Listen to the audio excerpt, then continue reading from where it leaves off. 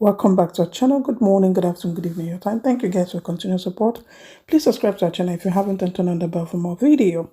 Welcome our new members, to the old ones. God bless you. Guys, on this video about to watch is an extensive interview with Professor Banji. It speaks on the Yoruba nation and restructuring. You do not want to miss this. Credit to Channel TV. Guys, watch. I want to know your thoughts in the section below. I'll see you on my next video. Please watch. Happen, our becoming a British colony, and our becoming part of a large country. We could have. We are a large nation on our own. We don't need to be part of any country. You're referring to the Yorubas? Yes, the Yorubas, yes.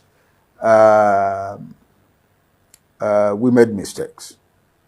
We made mistakes. We had the military power, very big military power, to resist any incursions of colonialism into our territory. We commanded a lot of influence in our educated people who could have influenced the European governments back in Europe. We commanded a lot of influence in our missionaries. One of them was the highest church official in the whole of West Africa. Our clergy had a lot of influence.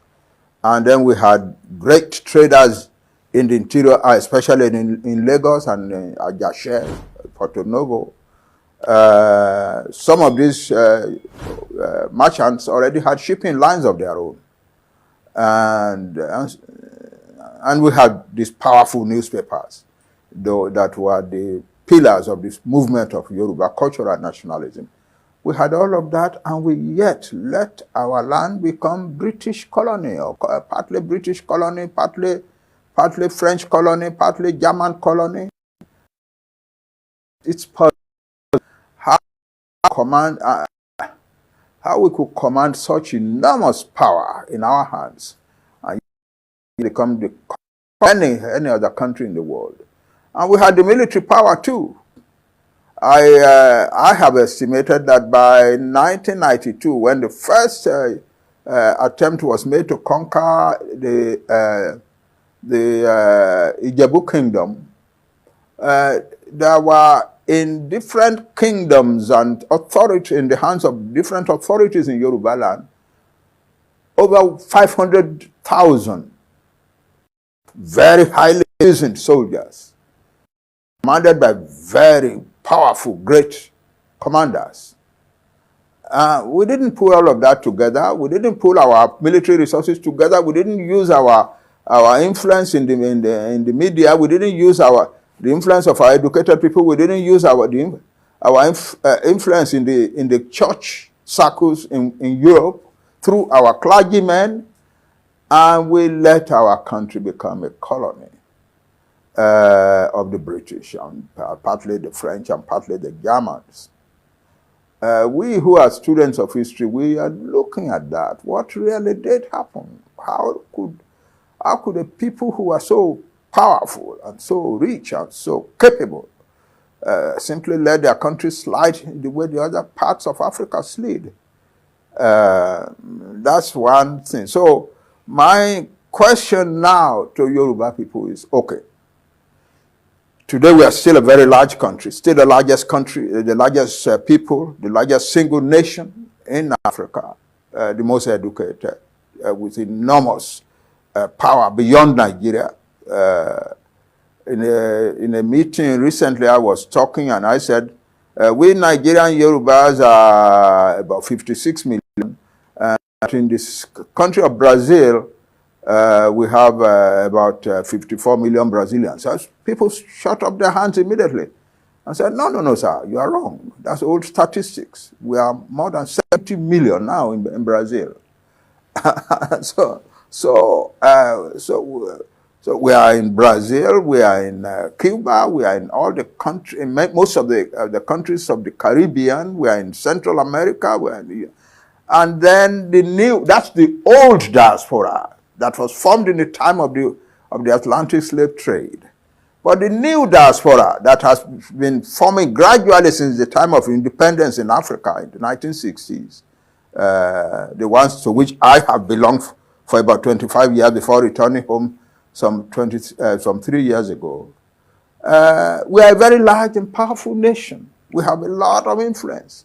But now here we are being ground to the dust, by some very negative influences and forces in Nigeria, and we don't seem to be able to put together our collective strength in order to protect ourselves and save our people. And our people have been driven from their farms, they are being killed on their farms, their women are being raped, and their people are being kidnapped, and so on, and people are claiming, we are coming to kill, maim, destroy in your land. And they are coming, killing and maiming and destroying, and we don't seem to be able to stop it. It's a very sober picture when one looks at it. This is a great nation with a great deal of power. It should not be suffering the way it is suffering in Nigeria. Now, I'm sorry to interrupt, but going along the lines of what you're saying, I'm trying to quote or paraphrase what you said. You said the Yorubas are living like slaves. They don't seem to be able to see the fire, but the smoke is all around us. Yeah. What did you mean by that? Yeah, we're more or less like an enslaved people in this country. Most of the peoples of the Middle Belt and the South are like enslaved people in this country.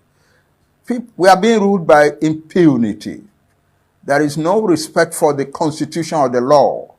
The people who control the power of government in Abuja are doing what they like. And there is no sense of responsibility in terms of security of the people. People are being killed and so on, and the government in Abuja is not really doing much. In fact, for a long time, they were not doing anything to protect us. And they are using their power more to compel the authorities of our states to make it possible for people who say we are coming to kill and maim and destroy to enter into our land and to take territory and settle, under whatever name you may call it. You're referring to things like the NLTP, the Ruga, etc. Cattle colonies, and so on. It's irresponsible for the government of a country to say to people who are being brutalized by a particular set of people, to say to them, open your territory for them to come in. You can't say that. Well, but if we go back a bit, Prof, and look at this, the issue of cattle colonies or Ruga or the National Livestock Transformation Plan, the various names that these things have been given, are supposed to be a solution to the basic problem you identified earlier, which is the one of people coming into other people's farmlands and so on and killing them and all of that. The whole issue of livestock grazing openly and all of that. This is supposed to be one of the steps to be taken to solve that. No, the people are being brought. The people who are threatening that they're coming to kill and maim and destroy are being told that we are going to help you, in fact, settle in the lands of those people whom you are coming to kill and maim and destroy. That's not the way government solve problems. The way to solve problems will be to find an answer to the governor of Kano said, I have enough grassland in Kano State to accommodate all of the cattle grazing that is happening. Nobody is taking up that offer. But there is an insistence to inculcate the Fulani into the territories of the peoples of the Middle Belt and the South. And the federal government is pushing that might and main. So naturally, the rest of us who are not Fulani are suspicious of the intentions of the federal government. Could this be a problem of presentation, Prof? It's not a question of presentation. It's a question of an agenda that we are seeing behind all of that is happening. It's not just presentation. Well, I ask that because the Southern and Middle Belt Forum and other such groups that you mentioned are also opposed to things like the Water Resources Bill. Yes, because it's another attempt to create an avenue for creating Fulani settlements all over our land, in the river basins and the river banks and so on in our land. It is the same thing. The federal government seems these days to be doing nothing more than to think of ways that we are going to get this Fulani to be admitted into these lands. But there are already Fulanis in most parts of the South and Middle Belt. Yeah, we are not opposed to Fulani, especially we Yoruba. You know who we are. We welcome foreigners in our land. Our culture says very specifically, the stranger is coming, receive him and take care of him, because your God has benefits hidden for you in that. That's our culture. And in our history, we have welcomed people. We welcome people. We don't attack strangers on our land. In fact, it's a traumatic experience for a Yoruba man to have to raise his hand up and hit a foreigner on his land. It doesn't do that. But what we are seeing is that it's no longer just cattle herders were coming to our land when I was a child, a peasant farmer's child. And we will go to the farm, we will see the cattle herder on the way, and he and his cattle, and we will play with the cattle.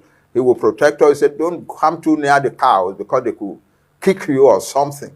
And he was not a hostile person. He was a very nice person who did his work. And if his cows were coming too near our father's farm or our uncle's farm, he would go and drive them away from the place. But now there is an agenda. Not all cattle herders, but some cattle herders come deliberately, belligerently. Their intention is to provoke conflict. Because behind them, we have now discovered, behind them, close behind them, is another group of people who are not cattle herders at all, who are armed with AK-47 rifles, who are actually well-trained militia men, and who, when the Fulani herder, who is the belligerent, not all of the, the belligerent cattle herder comes into your farm and is eating your crops, and you raise an outcry or resist or something, they are going to come. The militia men are going to come and attack your farm, your village, or anything that night or the night after, and so on. That is the pattern. It is no longer a question of cattle herders coming and rearing their cattle. It's now a question of some cattle herders coming deliberately to provoke conflict with farmers so that the armed militia men behind them will have an excuse to come and then attack and destroy that village and kill the people there. Prof, there are those who are accusing the various ethnic groups of politicizing this thing, that no problem like this has ever been solved by any means other than by dialogue. And I raise that because at a point, the former head of state, General Abdulsalami Abubakar, called a peace meeting in Mina. And he invited all the various groups, Fenifere, the Southern and Middle Belt Forum, Ohanize, ACF, Northern Elders Forum, and so on. But the Southern groups that were invited said they weren't going once it became clear that one of the groups that was invited was the umbrella group of this people you describe as those entering other people's farmlands and actually raping, maiming, and killing them. That they weren't going because those people were going to be there. And there were those who asked the question, but these are the people you should actually be talking to. Well, with benefit of hindsight, I mean, that meeting has come and gone now. With benefit of hindsight, was that an error? No, that was not an error. Why? Well, I still am shocked that anybody would equate Yetiala with Afenifere or Ohaneze or Pandeb. Oh, really? Yetiala has presented itself as a terrorist organization. Afenifere is not a terrorist organization. Ohaneze is not a terrorist organization. Pandeb is not a terrorist organization. You shouldn't be equating an organization that has threatened, written letters of threat to governors in this land, to say we are coming to kill and maim and destroy your land. I was in the Yoruba delegation to Benue State in January 2018. After a large number of people were killed in Benue State, they had gotten a letter from some section of Mietiala saying that you, Mr. Governor of Benue State, because your government made a law to regulate cattle rearing in Benue State, we are coming to wreak vengeance on the people of Benue State. On January 1, they came and they killed large numbers of people and destroyed many villages.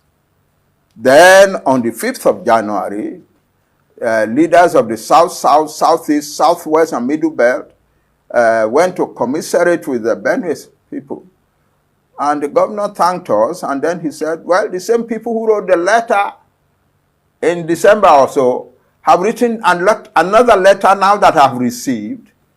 And he then read the letter to us. The letter said, Mr. Governor, we see that you and your people are doing mass burials and carrying out national mourning, but that what is happening to you, what has happened to you, is only a little bit of what is coming to you. That we are coming, and it is going to be bigger and worse this time. And your problem is with us is that your different ethnic groups, the thieves, the this, the that, and so on, regard the land on which they have lived for thousands of years as their land. It is not their land, the letter said.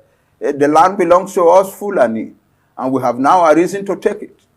And we are not talking of the peoples of Benue State alone. We are talking of all the peoples of Nigeria. We have accumulated money and weapons for a long, drawn-out war. We have invited Fulani from all the rest of West Africa to come and join us to take our land in Nigeria.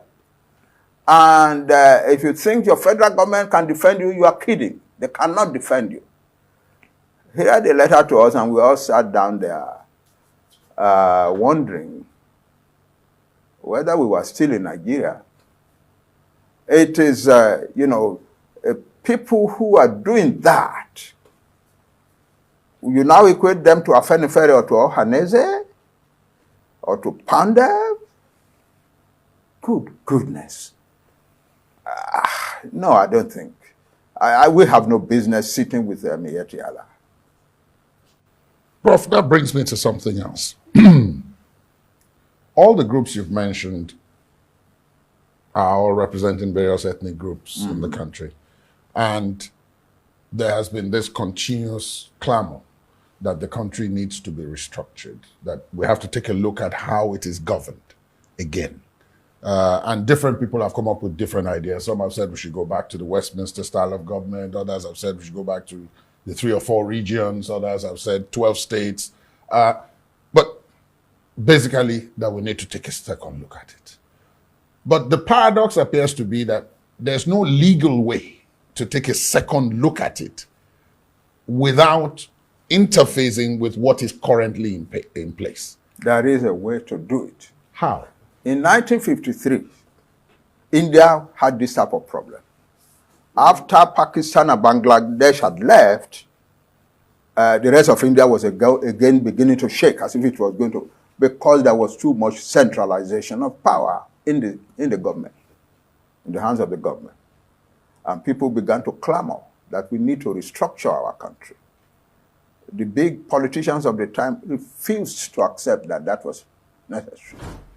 The Prime Minister, Jawaharlal Nehru, threatened as if the country was restructured, especially restructured on the basis of respect for nationalities, for linguistic groups, that he was going to resign, because he feared that that would lead to the dissolution of India. But by and by, he was a Democrat. By and by, he surrendered. And in 1956, they set up a commission. He set up a commission. We need to restructure this country, but we don't know how. So it has an official commission by the government of India to say, okay, we want to restructure this country, but we don't know how to do it. So it is your duty to guide us. That's what they did. And the commission then came out with his report, suggesting, one, that the linguistic nationalities should be respected in any structure of the country. Two, that they should be so well respected that no linguistic group will be split among any whatever states are created. That each linguistic group should enjoy its integrity by being kept together in one state or another, and not split up between states. Three, that the powers that have been in the federal government really don't, in a country like this, doesn't belong in the federal government. It belongs in the governments of the various states. That the nationalities that are large should become one state. Each nationality that is large be one state. The smaller ones, where they are contiguous, should be assisted and encouraged to form a small federation of their own within the Indian Federation, the Indian Union. And so on the basis of that, India gradually came up with 28 states, which is what they still have today. And a lot of the resources in education, in agriculture, in this and that, went to the states.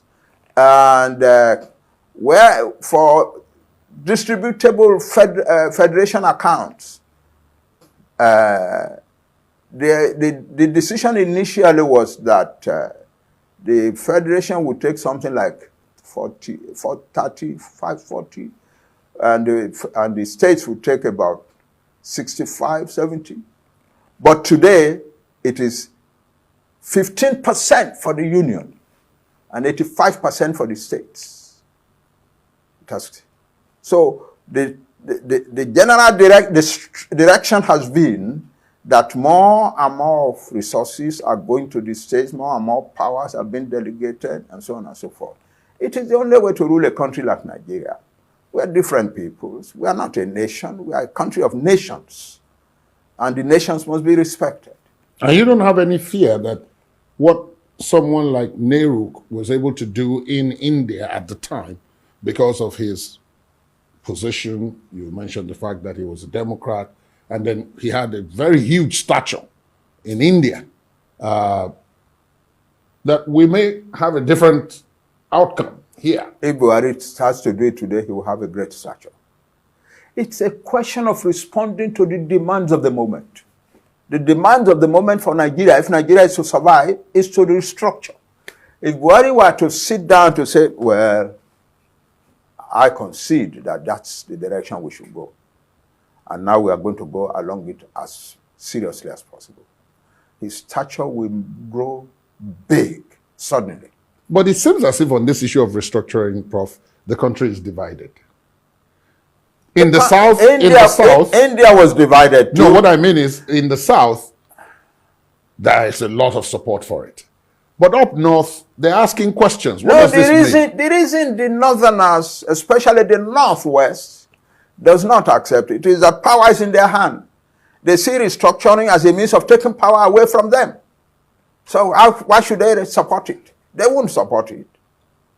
But then how do we get out of it? Because in that kind of situation, if one or more of the components are not carried along in the general direction that others want to go, you still have a problem. Yeah, we still have because they will resist. We still have a problem, and that's what I meant by how do we get over that? Yeah, we then have a problem that we need to sit down and negotiate.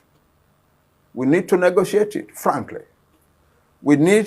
It's not a matter of national conference. It's not the big noise of national conference. It's the representatives of the nationalities sitting around a mahogany table and deciding what we really want to do with Nigeria. We have reached that point. What would you do with the National Assembly?